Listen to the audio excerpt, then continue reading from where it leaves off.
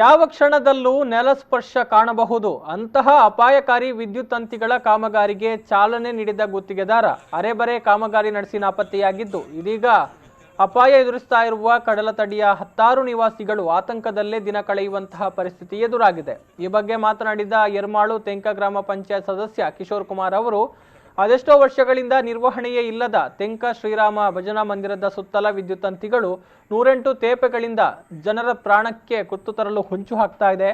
ಈ ಬಗ್ಗೆ ಬಹಳಷ್ಟು ವರ್ಷಗಳಿಂದ ಸಂಬಂಧಪಟ್ಟ ಮೆಸ್ಕಾಂ ಕಚೇರಿಗಳಿಗೆ ಅರ್ಜಿಗಳನ್ನು ಕೊಟ್ಟದ್ದಲ್ಲದೆ ಅಧಿಕಾರಿಗಳ ಬಳಿಗೆ ಸುತ್ತಾಡಿ ಸಾಕಾಗಿ ಹೋಗಿದೆ। ಇದೀಗ ನಮ್ಮ ಅದೃಷ್ಟವೋ ಏನೋ ಯಾವುದೇ ಪ್ರಾಣಹಾನಿ ಸಂಭವಿಸದೆ ಈ ಭಾಗದ ತಂತಿ ಸಹಿತ ಕಂಬಗಳ ಬದಲಾವಣೆಗೆ ಇಲಾಖೆ ಗ್ರೀನ್ ಸಿಗ್ನಲ್ ಕೊಟ್ಟಿದೆ।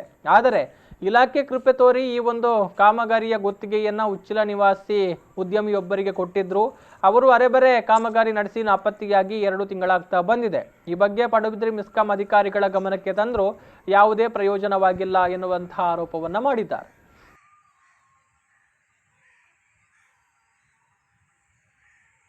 ಪಡುಬದಿಯ ರಾಮ ಮಂದಿರದ ಹಿಂದಿನಿಂದ ಬಂದಂಥ ವಿದ್ಯುತ್ ಲೈನ್ ಅನೇಕ ವರ್ಷಗಳಿಂದ ಆ ವೈರನ್ನು ಚೇಂಜ್ ಮಾಡದೆ ತುಕ್ಕು ಹಿಡಿದು ತುಂಡಾಗಿ ಬೀಳುವ ಪರಿಸ್ಥಿತಿಯಲ್ಲಿತ್ತು।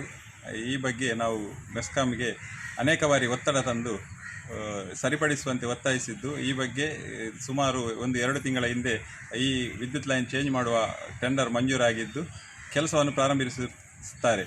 ಆದರೆ ಕಳೆದ 1 ತಿಂಗಳಿನಿಂದ ಎಲ್ಲಿ ಮುಖ್ಯವಾಗಿ ಹಾಳಾಗಿದೆ ಆ ಪ್ರದೇಶವನ್ನು ಬಿಟ್ಟು ಬೇರೆ ಕಡೆ ಕೆಲಸ ಮಾಡಿ ಅರ್ಧದಲ್ಲಿ ಬಿಟ್ಟು ಇವರೆಗೂ ಬಂದಿರುವುದಿಲ್ಲ। ಇದರಿಂದಾಗಿ ನಮ್ಮ ಹತ್ತಿರದ ಮನೆಗಳಿಗೆ ತುಂಬ ತೊಂದರೆಯಾಗಿದೆ।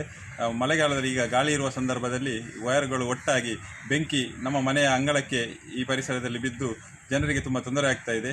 ಮೆಸ್ಕಾಂ ಇಲಾಖೆಗೆ ಹೇಳಿದಾಗ ಇವತ್ತು ಮಾಡ್ತಾರೆ ನಾಳೆ ಮಾಡ್ತಾರೆ ಹೇಳಿ ಸಮಯವನ್ನು ಕಳೀತಾ ಇದ್ದಾರೆ। ಆದ್ದರಿಂದ ಆದಷ್ಟು ಶೀಘ್ರವಾಗಿ ಇದು ಆಗದಿದ್ದಲ್ಲಿ ಇಲ್ಲಿಯ ಪರಿಸರದ ಜನರಿಗೆ ಇದರಿಂದ ತುಂಬ ತೊಂದರೆ ಇದೆ ಎಂದು ಈ ಮೂಲಕ ತಿಳಿಸುತ್ತೇವೆ।